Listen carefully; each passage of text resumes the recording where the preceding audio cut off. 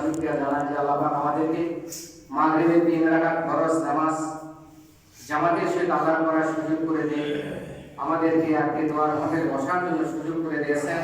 ইনশাআল্লাহ তাআলার প্রতি আমরা সবাই আমরা অন্তঃস্থল থেকে শুকরিয়া জানাই। সবাই একটু সমাজ করে আলহামদুলিল্লাহ।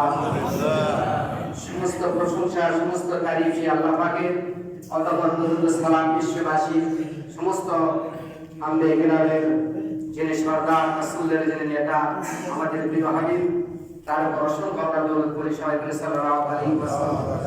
কথা নামাজের পর সবাই ব্যস্ত মানুষ, একটা বাজার মসজিদ, তো একদিন কথা বলে শেষ করবে ইনশাআল্লাহ। আমরা যে ছোট ভাই ইব্রাহিম যে কথাটা বললাম, আমি জানি না যে কার উদ্দেশ্যে হতে দিই, এর কথা শুনে বুঝতে পারলাম যে সাবেক প্রধানমন্ত্রী যিনি ছিলেন এবং খালেদা জিয়া তার সুস্থতার কামনার জন্য এই দোয়া মাহফিল। এই দোয়া মাহফিল কাউকে বলা লাগে না। সমস্যারের সমস্ত বাংলাদেশে যতগুলো মসজিদ আছে, আমিও একটা ক্ষুদ্র মসজিদের বাবারানি মা আপনারা জানেন, প্রত্যেকটা মসজিদে তার জন্য দোয়া করা হয়েছে। সুবহানাল্লাহ।